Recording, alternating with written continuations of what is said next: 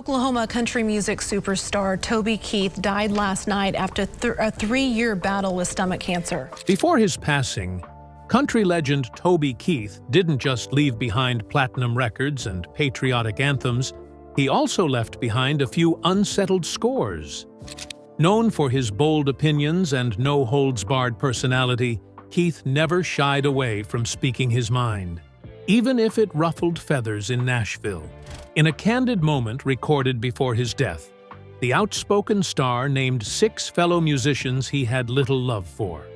Some were rivals, others were simply artists he didn't respect. These weren't just offhand comments, though. They were pointed, personal, and deeply revealing.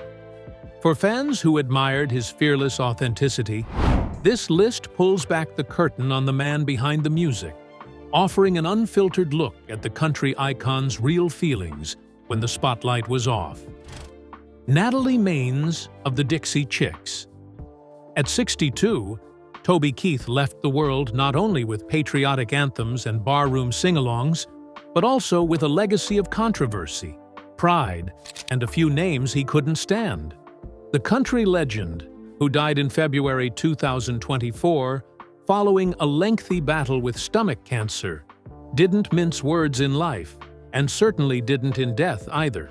While many will remember him for hits like Courtesy of the Red, White, and Blue, The Angry American, and Red Solo Cup, others won't forget the sharp edges of his opinions, especially when it came to fellow artists. Among the most talked about chapters in Keith's career was his public clash with Natalie Mains of the Chicks, a feud that burned hot in the early 2000s, a time when American patriotism was raw and emotionally charged in the wake of the September 11 terrorist attacks. Keith, ever the proud son of Oklahoma, leaned into a brand of fiery nationalism that became his musical signature. Songs like Courtesy of the Red, White, and Blue didn't just strike a patriotic chord. They struck nerves, and one of those nerves belonged to Natalie Mains. Speaking to the Los Angeles Daily News in August 2002, she made it clear she found the song offensive. She said she hated it, arguing that it made country music sound ignorant and overly aggressive, especially when it targeted entire cultures in the name of retribution. "Anybody can write, 'We'll put a boot in your ass,'" she said at the time. But a lot of people agree with it. Keith, never one to let a comment like that go unanswered, fired back during an interview with CMT.com. He dismissed her opinion entirely, stating that since she didn't write her own songs, her critique held little weight. He added that her thoughts on his music were as valuable to him as the opinion of a person experiencing homelessness. And for a time, that animosity followed him onto the stage. Fans at his concerts would see a doctored image of Mains cozying up to Saddam Hussein on screen, a jab he later admitted took things too far. Things escalated even further in March 2003, when Mains told a London crowd she was ashamed the President of the United States is from Texas. The backlash was immediate. Boycotts, death threats, radio blackouts. The Chicks, then known as the Dixie Chicks, watched their careers teeter on the edge, even as they tried to walk back some of their remarks. When both acts were nominated for Entertainer of the Year at the Academy of Country Music Awards in May 2003, the tension was in the air. Keith won, but Mains made headlines of her own by wearing a shirt emblazoned with the letters FUTK. She claimed it stood for Friends United in Truth and Kindness, but few doubted it was a jab at Keith. And yet, behind the scenes, something shifted. By August of that same year, Keith revealed to Contact Music that personal tragedy had forced him to reevaluate. A close friend of his had just lost a young daughter to cancer, and the pain of that loss made him see the feud with Mains for what it was: petty. He recalled seeing a magazine cover that read, "Fight to the Death," with both their faces side by side, and thinking, enough is enough. Still, he was clear that the conflict hadn't begun with him. "People try to make everything black and white," he told the outlet. "I didn't start this battle. They started it with me." They came out and just tore me up. He insisted he had never publicly bashed another artist for their creative work and seemed to feel wronged that Mains had done so to him. 2 months later, he sounded even more reflective. According to CMT.com, Keith admitted he was embarrassed at how far things had gone.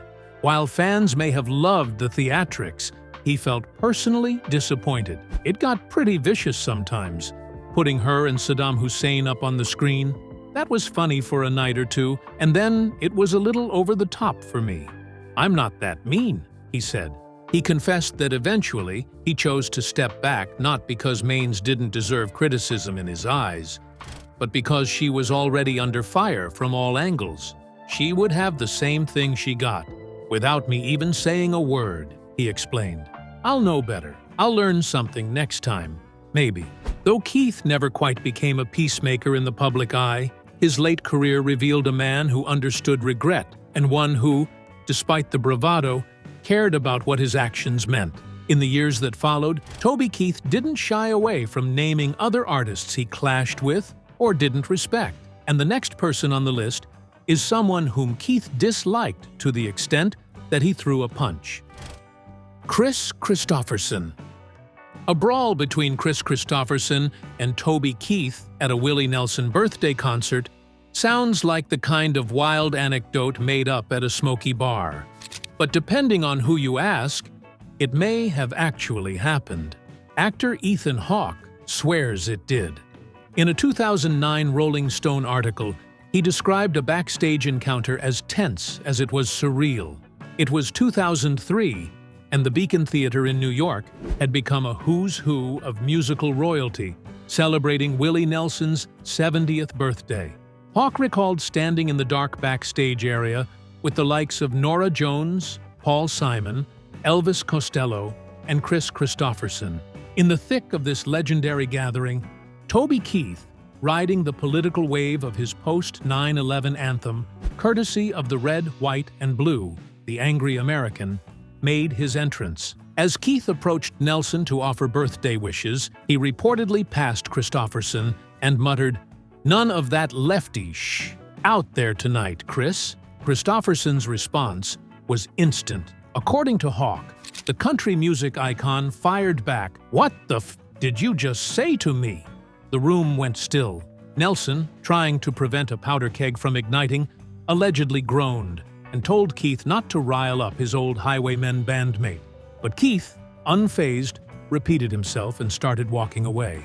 That's when Kristofferson, a former Army Ranger, allegedly challenged Keith's bravado. According to the account, he warned him not to turn his back, and then reportedly asked if Keith had ever worn his country's uniform. Keith, said to be taken aback, replied with confusion. Kristofferson was said to have fired back, telling him not to act surprised and accusing him of never having served, never having killed for his country, and still cashing the checks without making those sacrifices. The alleged tirade ended with a blunt command for Keith to shut the F up. Ethan Hawke, who recounted the exchange, claimed the atmosphere had been electric.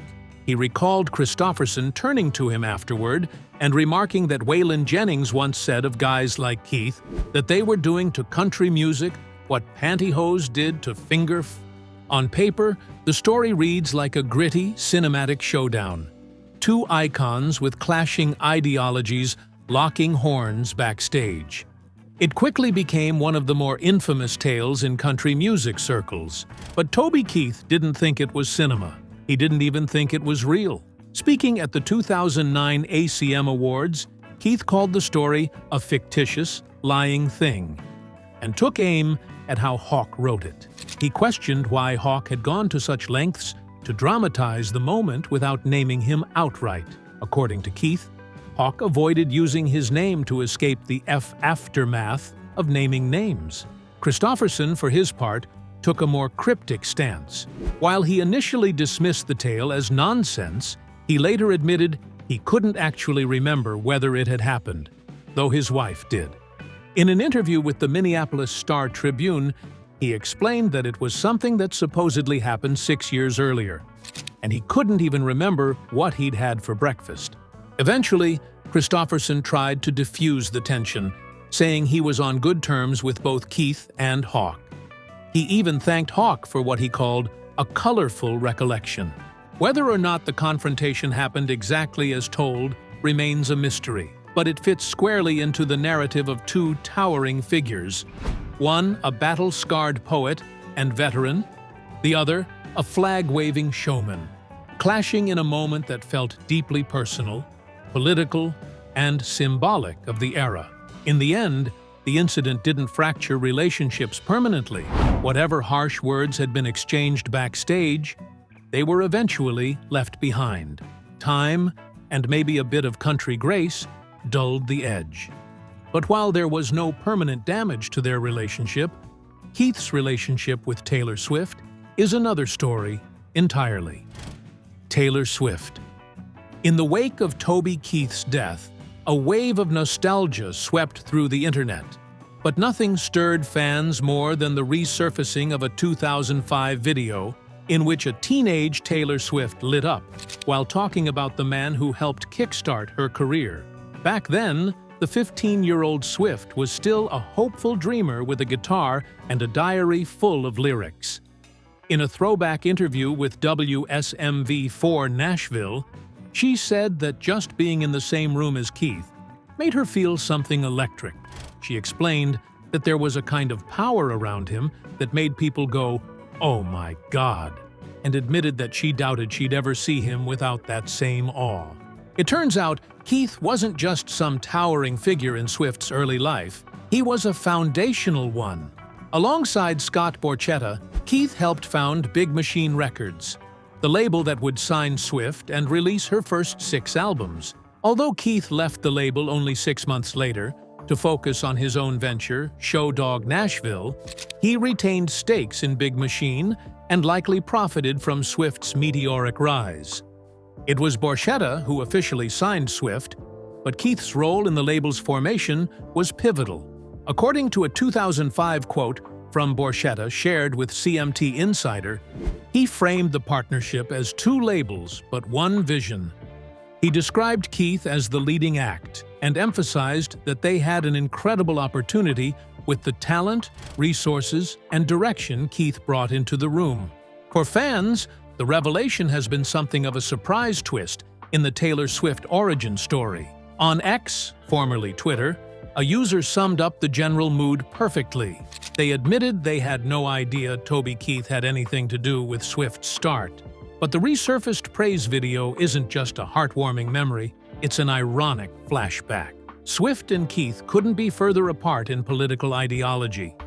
While Keith was known for belting out post-9/11 anthems like Courtesy of the Red, White, and Blue, a track widely seen as supportive of the Iraq War, Swift has openly supported Democratic candidates and spoken out against Donald Trump. Keith's political outspokenness didn't stop with his lyrics.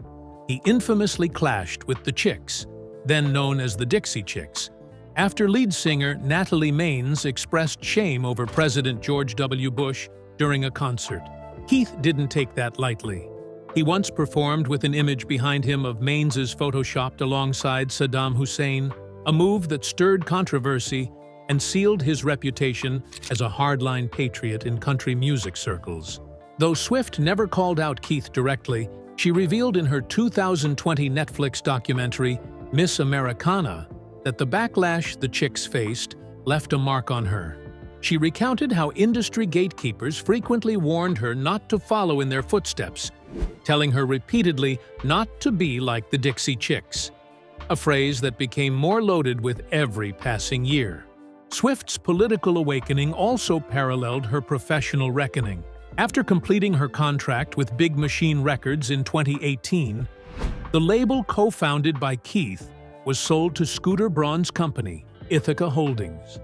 The sale transferred the rights to Swift's first 6 albums to Braun, sparking a very public and very bitter feud.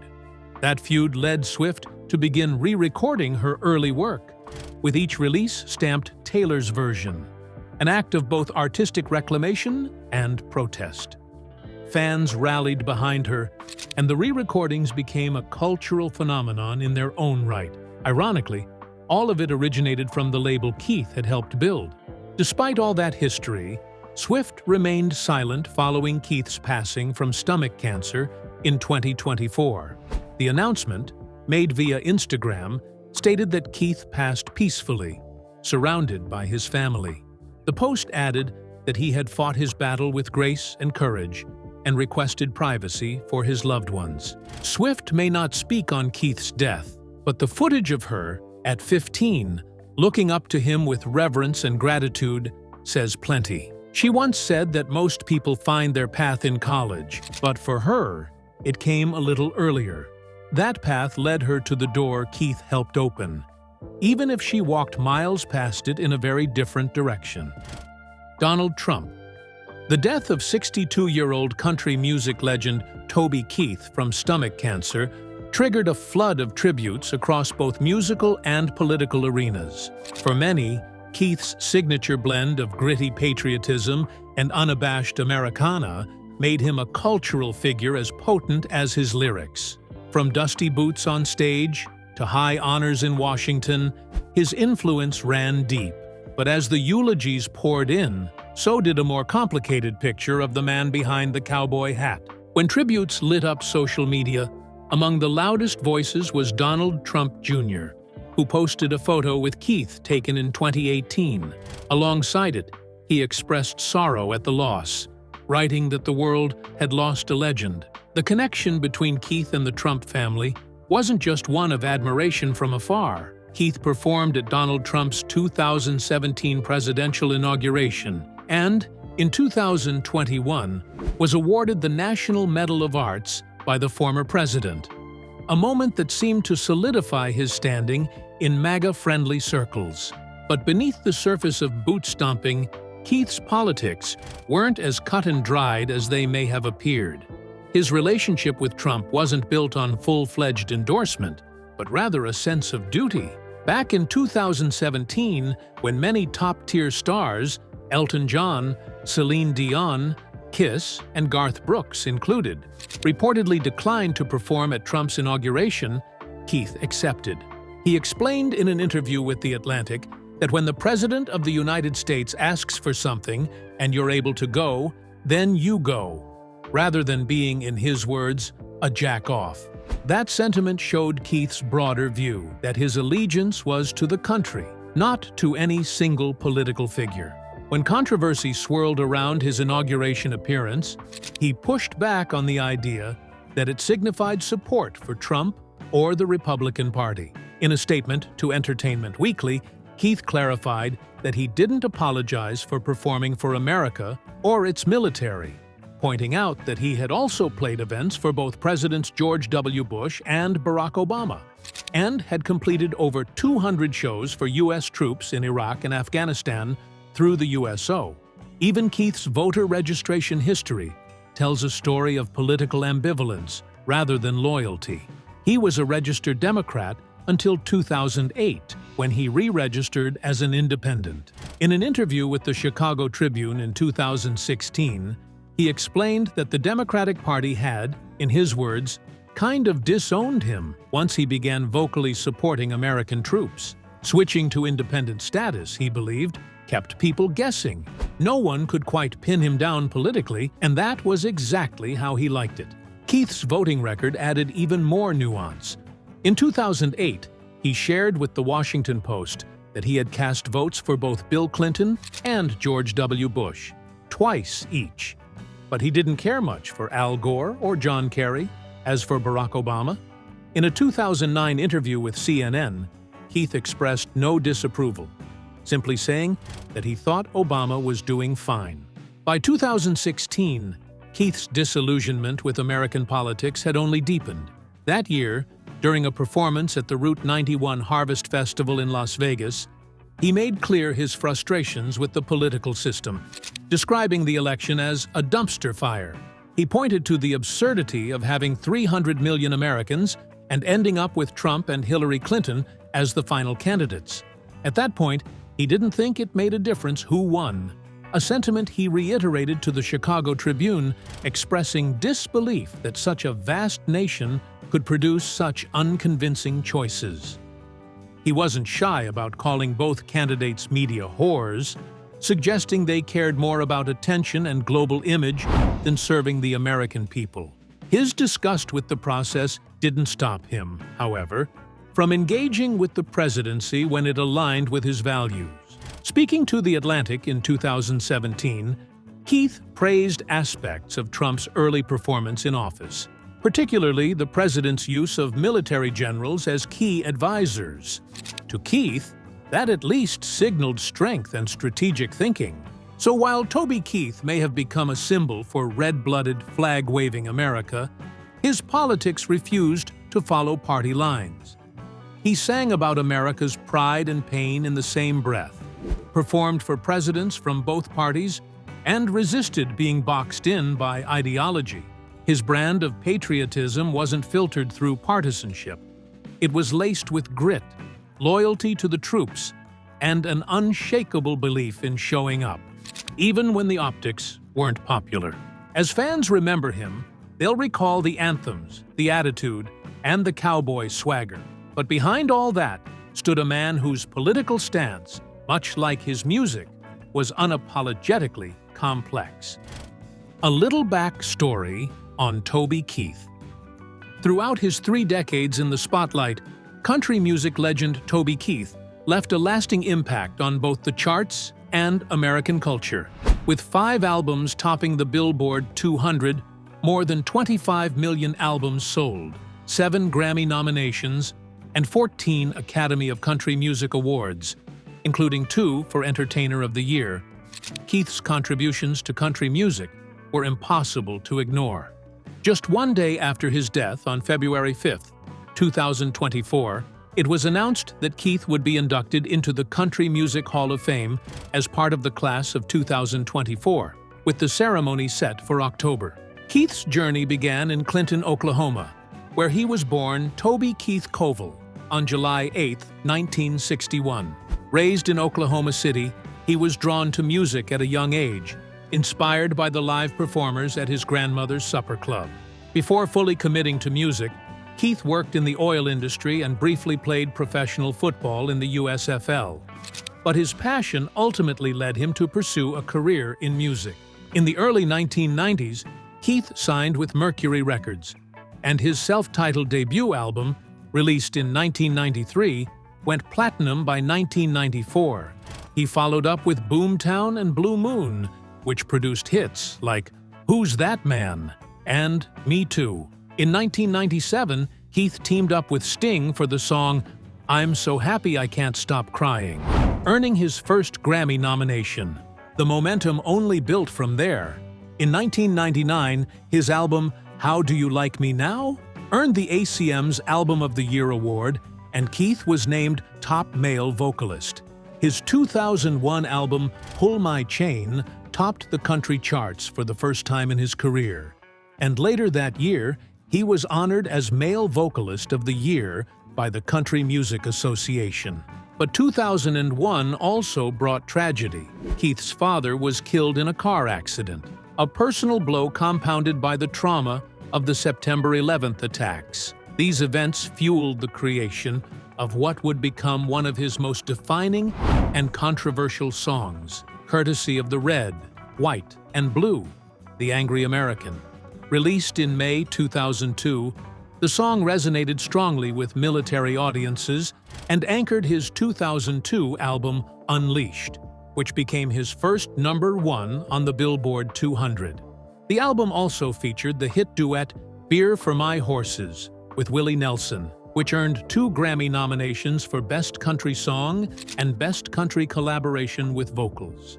Keith's unapologetic patriotism earned him back-to-back Entertainer of the Year honors from the Academy of Country Music in 2002 and 2003. Despite Keith's controversies, he's remained an icon, a larger-than-life figure who channeled American pride, working-class grit, and a deep love for country into every lyric. His legacy, both musical and cultural, endures far beyond his passing.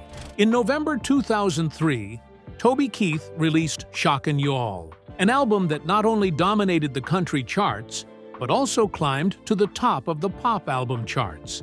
The title was a clever play on shock and awe, a phrase associated with the Iraq War, and one of the standout tracks, American Soldier, served as a heartfelt tribute to U.S. troops. The album also reinforced Keith's well-crafted, good old boy persona with the rowdy anthem I Love This Bar and the tongue-in-cheek Weed with Willie, a humorous tale about getting high with none other than Willie Nelson. Shock and Y'all was both a critical and commercial success, earning Keith the ACM Award for Album of the Year. Keith kept the momentum going with his next project, Honky Tonk University, released in 2005. The album included a duet with country music legend Merle Haggard on She Ain't Hooked on Me No More. Its most successful single, however, was the ballad As Good As I Once Was, which humorously touched on the realities of aging while still trying to hold on to youthful bravado. The track struck a chord with fans and helped the album remain at number 1 on the country charts for an impressive 7 weeks. Its music video went on to win the CMA Award for Music Video of the Year, reinforcing Keith's place in country music's upper echelon. In 2006, Keith followed up with White Trash with Money, an album that offered a mix of party anthems and heartfelt tunes. Tracks like Get Drunk and Be Somebody reflected his rowdy, everyman image, while A Little Too Late showcased his softer, more introspective side. Critics responded positively, and the album performed well commercially. The following year, he released Big Dog Daddy and A Classic Christmas, both of which resonated with fans. 2007 also marked a significant milestone in his personal life, as he was inducted into the Oklahoma Hall of Fame. That same year, he and his family reached a legal settlement related to the tragic 2001 car accident that claimed his father's life, a painful chapter that had lingered for years. Despite his fame, Keith remained committed to supporting U.S. troops. In April 2008, he embarked on a USO tour in the Persian Gulf, performing 18 shows for American service members. His dedication was evident, even when danger struck.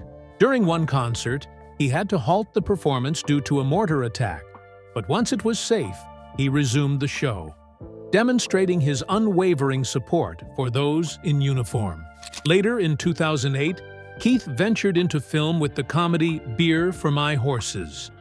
Co-written and co-produced by Keith himself, the movie featured him as a small-town deputy who arrests a Mexican drug lord, prompting the kidnapping of his girlfriend in retaliation. Despite appearances from stars like Willie Nelson and Ted Nugent, the film received mostly negative reviews. Variety described it as coarse tomfoolery that may even repel fans of redneck humor. Nonetheless, the project revealed Keith's willingness to step outside of music and try something new. On the personal front, Keith's relationship with his wife, Trisha Lucas, remained a grounding force throughout his career.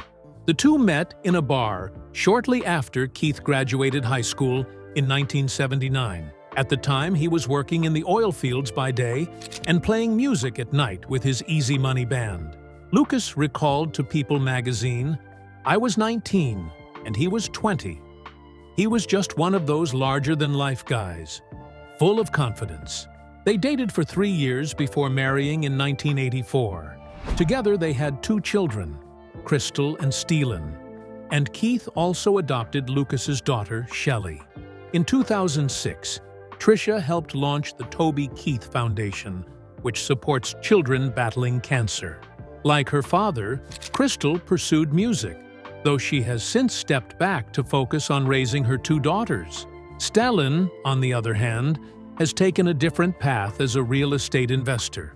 Through all the fame, the Keith family remained close-knit and grounded.